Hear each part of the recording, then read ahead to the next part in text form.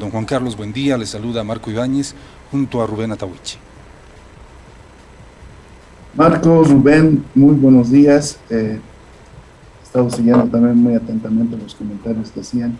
Bueno, a sus órdenes, como siempre, para poder comunicar tal vez los temas que atingen también a nuestra población. Sí, don Juan Carlos, gracias por atender este contacto. Hablábamos el domingo para nuestra edición del lunes sobre la situación de Yanine Áñez. Ha cumplido 6 meses detenida y en la cárcel de Miraflores de La Paz. ¿Cuál es el estado de situación? Nos había dicho el domingo usted que su situación de salud estaba estable y 2 días después, ¿cuál es el reporte que tiene respecto de la situación de Yanine Áñez? Rubén, creo que ha sido importante el tema de ver en la situación desde que ha ingresado la señora Áñez, el trabajo que ha venido realizando la administración penitenciaria, un trabajo transparente, un trabajo, vamos a decirlo, óptimo en el sentido de que se ha puesto un médico 24 horas, una enfermera 24 horas, vamos a llamar como siempre dicen comúnmente 24/7. Creo que eso ha sido importante porque de alguna manera ha ido monitoreando el tema de salud todos los días y en todo momento. Nosotros hemos concluido con una junta médica para ver el tema de salud física y también creo que ha sido una medida muy asertiva, al igual que la anterior semana hemos hecho una junta médica de psiquiatras especialistas, en ambas juntas han participado sus médicos de cabecera, sus médicos de confianza de la señora Áñez, y ambas juntas han determinado los tratamientos correspondientes para mejorar el estado de salud, tanto física como mental. Entonces, creo que estas medidas se han traducido también en los informes correspondientes que se han elevado a la CIDH por parte de la Administración Penitenciaria a través de nuestra Procuraduría del Estado y nosotros confiamos en que todo el trabajo que hemos venido desarrollando en estos 6 meses como administración penitenciaria, hoy deriva también en mejoras en el tema de salud, así no lo quieren reconocer tal vez la familia, así no lo quieren reconocer ellos mismos, pero nosotros que estamos tutelados y supervisados, vamos a decirlo así, por organismos nada más, no solamente nacionales, también internacionales, como el alto comisionado que ha estado en 11 oportunidades, más de 11 oportunidades en el Centro Penitenciario Femenino de Miraflores, haciendo un seguimiento de cómo está el estado de salud, cómo están las condiciones de la señora Áñez. En este entendido, creo que ha sido importante todo este trabajo que hemos realizado. Y pues son estas instancias, pues, neutrales las que dan a conocer también que nosotros hemos realizado un trabajo, no vamos a decir óptimo, pero de alguna manera que ha precautelado sobre todo las bases primordiales de los derechos fundamentales, de las garantías de los derechos que tiene la señora Áñez. En este entendido, nosotros nos sentimos tranquilos y volvemos a manifestar, de acuerdo al último reporte que tenemos, que el estado de salud de la señora Áñez en los signos vitales y todo lo que refiere a sus patologías son estables. Hay una mejora muy importante por el trabajo que está realizando. En esto también ha jugado un papel preponderante las decisiones que hemos asumido, permitiendo que la familia también se haga corresponsable de esta recuperación en el estado anímico de la señora Áñez.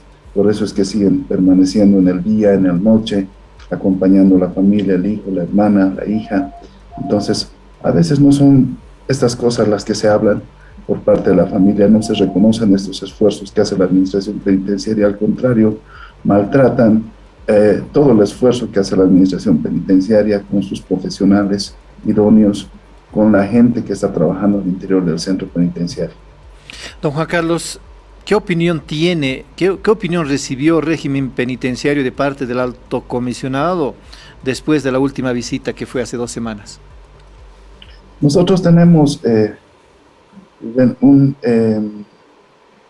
una reunión pendiente, generalmente con el alto comisionado mantenemos reuniones permanentes, no confidenciales, vamos a decirlo así, porque el alto comisionado emite sus recomendaciones en un estado confidencial, como el estado de Bolivia, pero le puedo asegurar, Rubén, Marco, de que el régimen penitenciario, esas recomendaciones que en algún momento ha realizado el alto comisionado, las hemos cumplido incluso antelándonos a estas recomendaciones. Creo que esto ha sido importante Nosotros tenemos una reunión pendiente, han cambiado el responsable de Bolivia acá, del alto comisionado, estamos esperando tener una reunión para escuchar también la retroalimentación que ellos tienen, pero creemos que con todas las acciones que estamos asumiendo, vamos a seguramente, no vamos a tener muchas cosas que corregir respecto a las observaciones que ellos tengan. Don Juan Carlos, hace días atrás hemos conocido que Yanine Áñez ha intentado hacerse daño. ¿Podría precisarnos si esta situación se ha vuelto a repetir o se anima a decirnos que está controlado? Nosotros siguiendo esta autoridad que va a emitir un criterio simplemente personal, yo me baso en los informes, constantemente estamos pidiendo los reportes necesarios a los especialistas.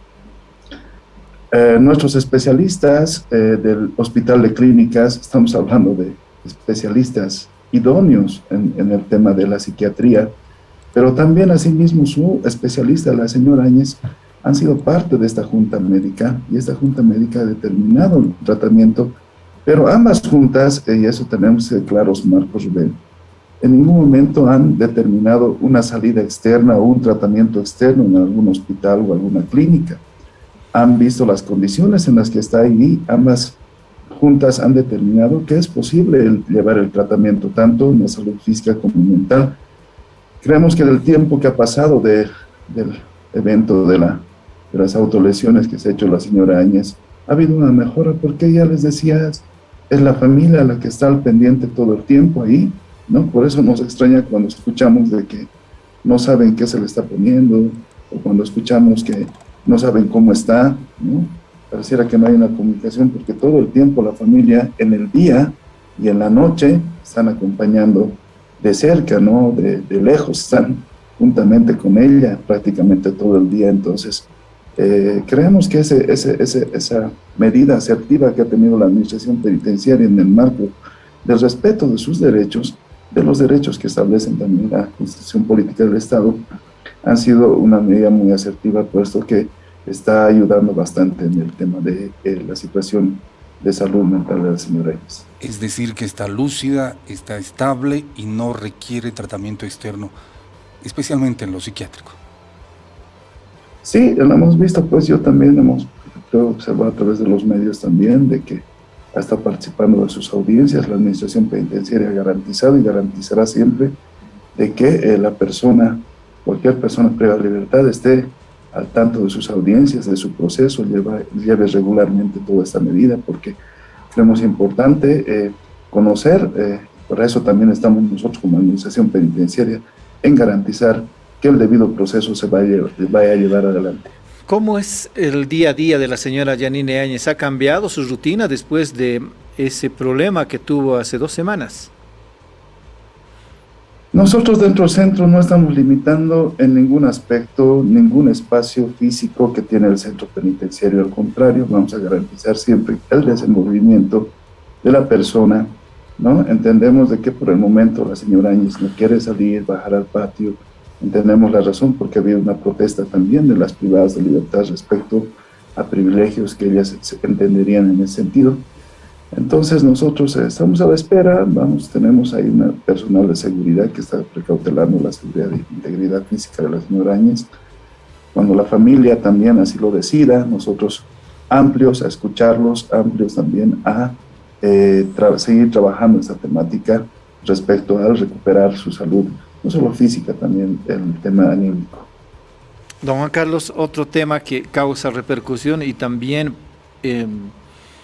interés, especialmente en los políticos y los medios de comunicación, es la detención preventiva del cabecilla de la resistencia juvenil Cochala, Yacir Molina, quien ha sido acusado por destrozos a bienes públicos en una movilización en octubre de 2020 en Sucre, cuando fue atacada la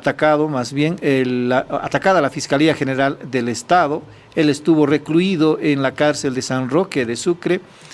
Sin embargo, en las últimas horas, en los últimos días, ha sido trasladado a la cárcel de Cantumarca en Potosí. ¿Cuál fue la motivación? ¿En qué situación se encuentra ahora el recluso? Sí, nos hemos informado de también un comunicado muy claro que ha sacado el Ministerio de Gobierno respecto al traslado que esta autoridad habría determinado. El centro penitenciario de San Roque, allá en la ciudad de Sucre, en el departamento de Chuquisaca, es un centro, uno de los más pacíficos que tenemos a nivel Bolivia, y cualquier privado de libertad que ingresa, siempre por norma se le hace conocer sus derechos como corresponde, pero también sus obligaciones y sus deberes. Y eso también lo hacen los mismos privados de libertad, nuestro equipo de seguridad y nuestro equipo técnico multidisciplinario. ¿No? En este entendido, ha habido una primera situación en la que los privados de libertad se han molestado respecto a que el señor Yacine Molina habría emitido declaraciones en 2 oportunidades con medios de comunicación. Ustedes se acordarán hablando de Yasmani Torrico para el tema de su defensa. Y bueno, la normativa no es una normativa solo interna del centro, sino es la ley 2298 y su reglamento bajo un decreto que establecen que cualquier privado de libertad que quiera emitir declaraciones tiene que seguir un conducto regular, ¿no? Un conducto regular, un trámite para poder emitir cualquier tipo de declaraciones que tenga que realizar. Entonces ahí hubo una primera sanción de parte del centro penitenciario, del director del equipo multidisciplinario. No sancionan los privados de libertad, sancionan nuestro equipo. Y esa sanción se hace conocer al juez competente, en este caso se ha hecho conocer a su juez en una requisa rutinaria que se realiza en el centro, en la celda que tenía Yacine Molina compartiendo con otros 2 privados de libertad, si menos mal no recuerdo, ha sido encontrado con 3 celulares, ¿no? De igual manera, son objetos que están prohibidos dentro de un centro penitenciario. De igual manera se ha realizado la sanción correspondiente, pero además ha sido encontrado también con un objeto punzocortante. Y eso creo que ha alarmado también mucho y bastante a los privados de libertad de este centro, ¿no? Los cuales han emitido un voto resolutivo expulsando al señor Yacine Molina. Ustedes, Rubén, Marco, me preguntarán, ¿pero acaso ellos pueden expulsar o pueden hacer algo? Claro que no, nosotros creo que somos la autoridad, pero ahí estaríamos exponiendo, ¿no? Puesto que ya la población se ha manifestado, estaríamos exponiendo y poniendo en riesgo su vida. Y en este entendido, la ley 007, en la modificación del artículo 48 de la ley 2298, establece los traslados administrativos y le dan a esta autoridad la potestad, de acuerdo a los informes que recibe del centro penitenciario, del equipo multidisciplinario, del equipo de seguridad penitenciaria, para realizar el respectivo traslado, precautelando primero la seguridad, la integridad física de la persona, o cuando esté en riesgo la integridad física de la persona, o cuando este privado de libertad ponga en riesgo también la pacífica convivencia y la seguridad de los privados de libertad de la población grande. En ese sentido creo que hemos actuado siempre de manera responsable, ¿no? Nosotros, Rubén, Marco, venimos de una cultura del respeto a los derechos. Quien les habla trabaja más de 20 años en temas de derechos de los privados de libertad, ¿no? Específicamente en este campo. Entonces, nosotros hemos actuado como establece la norma, no hemos vulnerado para nada. Al contrario, creo que siempre vamos a actuar precautelando la seguridad de cada privado de libertad. Lo que hemos hecho es llevarlo a un centro penitenciario. Como no tenemos otro centro en la ciudad de Sucre, lo que hemos hecho es llevarlo a un centro más cercano, donde también se garantice el tema de su debido proceso, y por eso se ha decidido llevarlo al centro penitenciario de Cantumarca en la ciudad de Potosí. ¿Cómo fue recibido con esos antecedentes Yacine Molina en Potosí? ¿No hubo protestas, no hubo reacciones contrarias de parte de los reclusos de Cantumarca? No ha habido ningún tipo de reacción, ¿no? Entendemos, de acuerdo a la información que nos ha llegado, que él ahorita está cumpliendo un aislamiento temporal por el tema de la cuarentena, pero bueno, viene de un centro a otro centro, ya han habido vacunas. En este entendido creo que no ha habido dificultad. Seguramente las cosas que pasan uno en privación de libertad tiene que ayudar a la reflexión a cada persona, porque cada acción que vaya en contra de la ley o de la normativa interna del centro, de cada centro penitenciario, tiene sus consecuencias, y eso lo sabe cada privado de libertad. Esperemos que haya reflexión también de parte de este privado de libertad respecto al comportamiento, ¿no? Al comportamiento que tienen que tener y tienen los demás privados de libertad. El haber sido sorprendido con objetos punzocortantes, como señala Juan Carlos Limpias, no implica que la condición de Yacir Molina sea de un recluso peligroso y la consiguiente reacción de parte de sus compañeros de cárcel. Hemos pedido al equipo multidisciplinario, si bien él tiene una condición de detenido preventivo, ¿no? Los detenidos preventivos nosotros como administración penitenciaria tenemos que garantizar sobre todo el hecho de precautelar su salud, integridad física, pero garantizar también de que sea partícipe de su debido proceso. Eso quiere decir que tenemos que garantizar que él participe de sus audiencias, por eso los mandan en detención preventiva, pero no deja de que nosotros atendamos también con nuestro equipo multidisciplinario. He pedido al equipo multidisciplinario que haga un seguimiento también. Obviamente esperemos que él también quiera, no podemos obligarlo a que nuestro psicólogo, nuestro trabajador social, nuestro médico, nuestro abogado, que son parte del equipo multidisciplinario, también puedan interactuar con él para ayudar siempre. La intención siempre de la administración penitenciaria y el deber de la administración penitenciaria siempre va a ser ayudar. Aquí no hay temas personales con nadie, y así lo hemos hecho con Yanine Áñez y así lo haremos también con cualquier privado de libertad. En este caso también, si el señor Yacir Molina lo necesita, igual vamos a interactuar. Nosotros somos una instancia administrativa. Muchas veces no se entiende eso. No somos una instancia donde se ventila el proceso, donde se decide la suerte de cada privado de libertad. Nosotros simplemente en la instancia administrativa tenemos que precautelar por esos principios y el respeto y las garantías y el ejercicio mismo de sus derechos. Sin embargo, el régimen penitenciario tiene que velar también por la recuperación social de los reclusos en el país. Muchos de ellos cumplen sentencias de 2, 3, 4 años y al cumplirse ese plazo tienen que volver a reinsertarse en la sociedad y consiguientemente tienen que salir pues ya cambiados en su condición de delincuentes. ¿Qué trabajo está haciendo el régimen penitenciario para lograr recuperar a estos reclusos para su reinserción social? Creo que, Marco, en la autocrítica y la reflexión también, creo que una de las cosas que han quedado pendientes y queremos trabajar en eso es la clasificación de los privados de libertad, ¿no? Lastimosamente, la justicia no nos permite avanzar de manera efectiva esto, puesto que todavía tenemos un alto índice de detenidos preventivos, un 65%, que quiere decir que más o menos de 17.900, casi 18.000 privados de libertad, casi 11.500 privados de libertad están en una condición incierta de su proceso, están en detención preventiva, y los cuales también son parte de la retardación misma de justicia, ¿no? Dos factores, creo que preponderantes para que la administración también no pueda desarrollarse como quisiera, porque la ley es clara. La administración penitenciaria tiene que trabajar, atender, clasificar, brindar las condiciones, recuperar a los que tienen sentencia. Eso dice la ley. O sea, yo tengo que trabajar con los que tienen condena, no con los preventivos. Los preventivos, de acuerdo a Constitución, todavía están en una presunción de inocencia, están llevando su proceso. Yo no puedo tratarlos como personas o como privados de libertad con sentencia y obligarles al estudio, a la educación, a todas las actividades que se realizan en el centro. Pero también a la vez este alto número de detenidos preventivos son las personas que están hacinando también nuestros centros penitenciarios. Entonces tenemos un problema, creo, estructural en ese sentido, que tenemos que intentar resolver, juntarnos. Ya hemos tenido reuniones con el órgano judicial, ¿no? Hemos tenido reuniones con varias instancias también para ver cómo podemos ir resolviendo esta temática. Pero en el marco de lo que tú decías,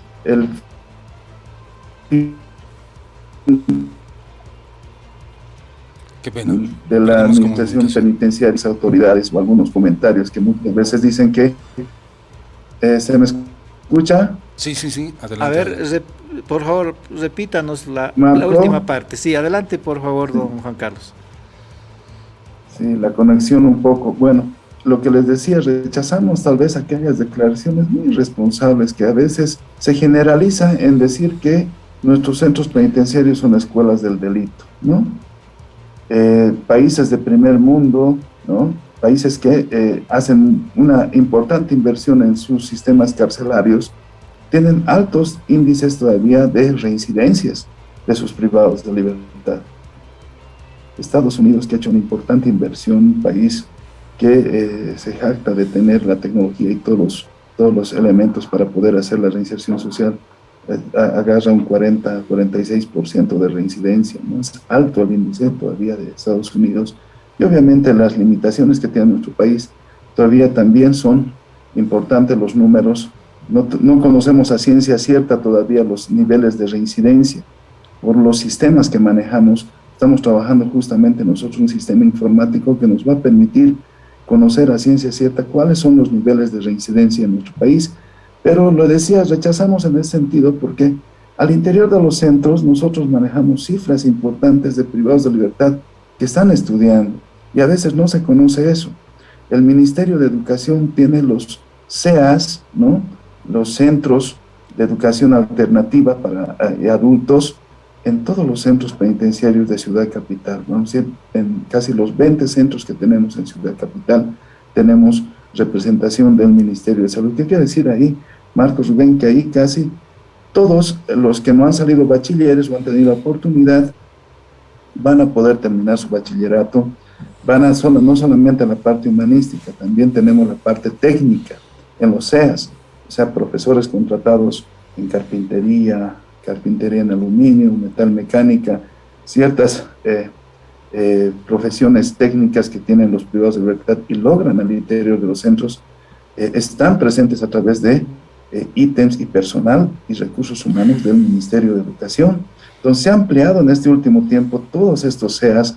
Antes eran subcentros, ahora son centros ya bien organizados y tenemos un número importante de privados de libertad, porque no lo digo yo ni lo dicen solamente nuestra normativa. La reinserción social en sus pilares fundamentales establece que la educación, el trabajo, la cultura, el deporte, la atención multidisciplinaria son los pilares que van a cambiar en la reinserción social, ¿no? Entonces, hay gente que desde las limitaciones de infraestructura, el hacinamiento, está trabajando en los centros penitenciarios. Si uno va al departamento de Cochabamba, entra a sus centros penitenciarios, y así lo han hecho algunos medios, ven trabajando como hormiguitas ahí a los privados de libertad, ¿no?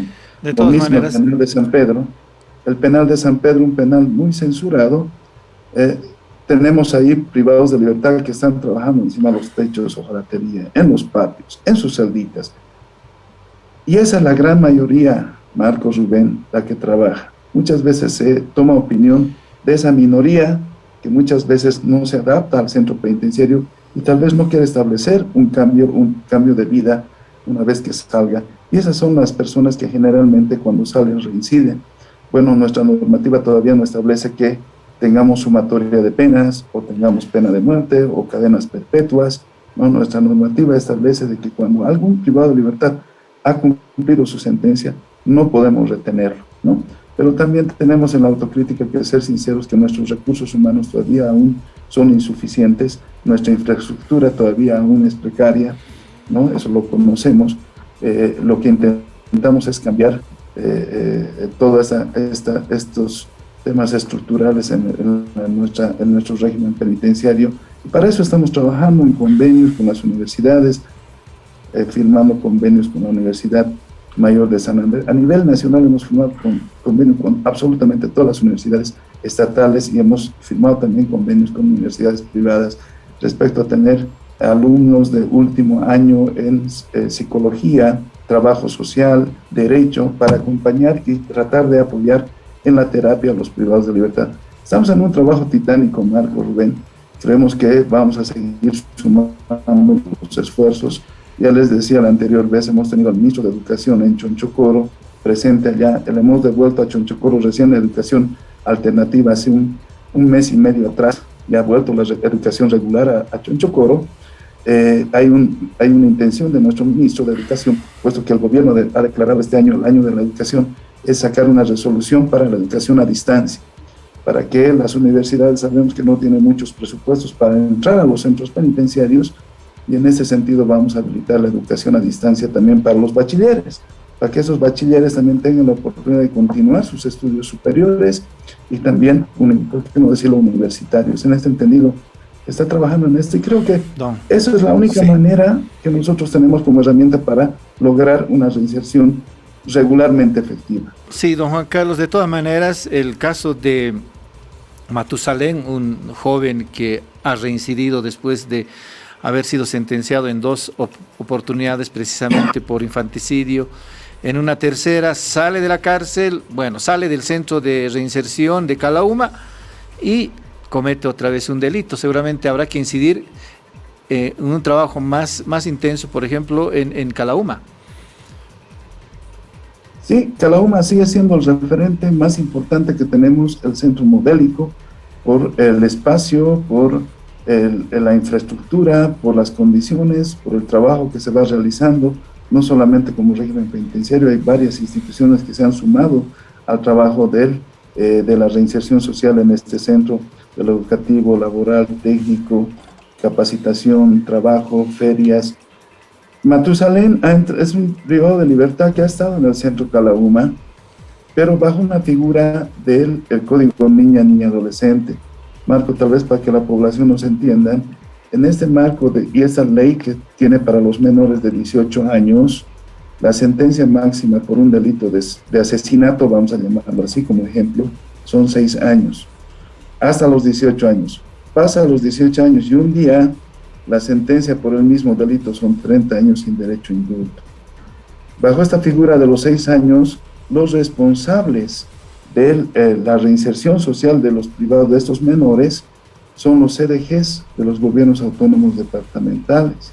La ley así lo dice el Código Niña Adolescente respecto a los centros de reintegración social. Ellos deberían estar acá. Lastimosamente el juez y la falta de comunicación con los sedes ha hecho de que este privado de libertad esté bajo una figura de centro penitenciario de adultos. Calauma es de 18, es un centro penitenciario de jóvenes de 18 para adelante, de 18 a 28 vamos a decirlo, pero ellos están juzgados por la misma normativa que está juzgado cualquier privado de libertad de cualquier centro de Chonchocuro, de Palmasola, etcétera, ¿no? Entonces, él ha estado ahí, pero la administración penitenciaria no tenía ninguna figura legal para interactuar con este privado de libertad. No teníamos ninguna responsabilidad. ¿Dónde se ha fallado en esta situación? En la coordinación, digo, y de no ser autocríticos, que el CDGs, a través de sus centros de reintegración, vayan a hacer un seguimiento al privado de libertad. No lo han hecho. Tenemos información que no lo han hecho, y cuando has cumplido los 6 años, este privado de libertad ha salido libre, ¿no? Y el CDGs debería hacer un seguimiento de este privado de libertad, tampoco lo han realizado. Entonces, ha habido una falta de comunicación interinstitucional para poder trabajar este tema, y ahí también creo que nosotros en la autocrítica tenemos que reflexionar bastante, porque creemos que también nosotros deberíamos haber comunicado estas cosas, pese que se han tratado de comunicar lo que me han informado de Calauma con este centro. Se está incursionando el tema postpenitenciario. Hay varios jóvenes de Calauma con los que sí tenemos nosotros competencia, que están trabajando en varias instituciones e instancias, pues, logrando esta reinserción, esta inserción laboral, inserción educativa, inserción familiar, que son pilares fundamentales del postpenitenciario. Recién el día jueves anterior hemos presentado un protocolo públicamente de trabajo postpenitenciario, y creemos que el postpenitenciario, Rubén, tú bien lo decías, va a ser el pilar fundamental de lograr una efectiva inserción o reinserción en la sociedad de los privados de libertad. Estamos poniéndole bastante énfasis, no solamente al trabajo interno con lo educativo, sino al trabajo externo. Y para gratitud nuestra, hay varias instituciones, hogares, ONGs que se han sumado a este trabajo postpenitenciario. Creemos que con todo esto vamos a intentar lograr lo que la sociedad necesita de la administración penitenciaria. Don Juan Carlos, una pregunta final solo para puntualizar. ¿En los últimos años se ha incrementado la población penitenciaria en el país? Por ejemplo, 2019, 20 y 21, en lo que va del año. En estos últimos años hemos ido manteniendo una regularidad, ¿no?, entre 17.500 y 18.000. y hemos llegado en el 2018, estamos llegando a los 19.000 casi privados de libertad. Creo que las medidas de los indultos, estos decretos presidenciales que vienen desde el año 2012, han ido ayudando un poco a corregir tal vez esta retardación de justicia por privados de libertad que ya pasaron y sobrepasaron sus plazos procesales. Sí ha subido, yo hablando más sustancialmente, hablaría del 2005, 4, hasta el 2006, donde teníamos casi 7.500, 8.000 privados de libertad. Hoy en día, de ese año a este año, han subido casi a 18.000 privados de libertad. Entonces, sí ha habido un incremento en estos 14 años, vamos a decirlo, de bastante población privada de libertad. Estamos a septiembre, ¿se prevé para este año un indulto? Estamos ahora ejecutando un indulto, el indulto del 4461, ¿no? Presidencial, el cual también en algún momento ha sido censurado respecto a que estábamos sacando para liberar a presos políticos que hubieran en la gestión 2020 hubieran realizado algunas situaciones negativas. Informarles que a momento ninguna persona se ha beneficiado con indulto por temas políticos, ¿no? Eso quiere decir que el espíritu del indulto era para ayudar, coadyuvar a sectores vulnerables dentro de los centros penitenciarios, hablando de adultos mayores, mujeres embarazadas, sobre todo este sector de mujeres. Entonces, sí, se está cumpliendo con esto. Ya llevamos casi 600 privados de libertad de este último decreto que sacaba nuestro presidente beneficiarse de estos sectores vulnerables que se han ido beneficiando. Don Juan Carlos, agradecemos muchísimo por su gentileza con La Razón Radio. Marco, Rubén, pues a sus órdenes para cualquier momento. Nosotros somos amplios siempre para hablar de las cosas que se están haciendo sobre todo y queremos que también nuestra población conozca, porque a veces solo se conocen las cosas negativas y se tiene una imagen solo de eso, de los centros penitenciarios. Pero en los centros penitenciarios hay gente que está esforzando, hay bachilleres que van a salir, hay gente que está saliendo en profesión técnico, superior, contadores, informáticos. Está la universidad, ayer justamente estábamos con la Universidad Mayor de San Andrés, en el penal de San Pedro, con la carrera de Sociología. Ya se van a licenciar los primeros alumnos de la UMS ahí en San Pedro. Son 4 o 5 alumnos que van a salir ya licenciados sociólogos, ¿no? Y esas cosas muchas veces no se informan, no se conocen, o se lo trabaja pero no se lo socializa. Entonces nosotros queremos un poco hablar también de los esfuerzos que hacen los privados de libertad y que la población conozca que la administración penitenciaria, desde las limitaciones, porque son muchas las limitaciones, hace todos los esfuerzos para rendir y tal vez intentar hacer lo que a veces se llamaría imposible, que es la reinserción social. Muy bien, don Juan Carlos, prometemos que podemos abordar este último tema en una edición posterior, ya sea en nuestras plataformas digitales como también en la edición impresa. Lo estaremos buscando. Gracias, don Juan Carlos. Rubén, Marco, hasta luego. Gracias. Era Juan Carlos Limpias, él es director de régimen penitenciario. Hemos hablado de 3 temas.